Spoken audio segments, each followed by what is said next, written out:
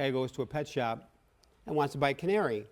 He buys a canary, brings the canary back home, takes the cover off the cage the next day, and notices the canary's got one leg. He says, "This is nuts, I want my money back." So he goes back to the pet shop owner and says, "Hey buddy, I bought this canary from you yesterday. The canary's got one leg. I want my money back." Pet shop owner says, "What'd you want? A singer or a dancer?"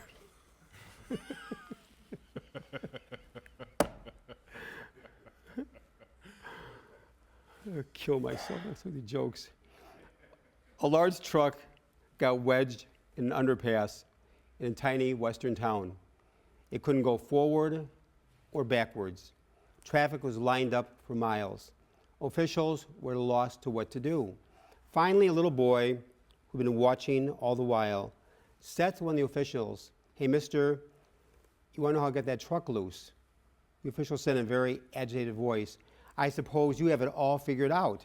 "Well, I think so," said the little boy. "Just let a little air out of the tires." The official did, and it worked. Sometimes in life, we miss the obvious.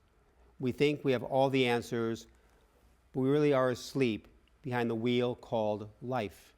Many times, we'll ask someone, "Do you see what I'm saying?" Or "Do you see my point?" To ask these questions is really asking the question, do you understand? Do you understand what I'm trying to say? How many times have we told someone, "Didn't you hear what I just said?" Or better still, "Are you deaf or something?" "Didn't you hear what I just said?" Or "Are you deaf?" can really be translated as, "Don't you understand? Don't you just understand what I'm trying to say?" In today's gospel, the deaf man hears and understands what others cannot, the word spoken by God. Today's gospel is really our story. In some ways, each of us is a deaf man brought before Jesus. The miracle story is not necessarily to tell us what Jesus did, but rather who he is. It is in knowing the Lord that we come to understand who we are, and precisely in discovering who we are, that we discover God. Jesus is what we have been called to become Christ to each other. Touched by the Lord, we give witness.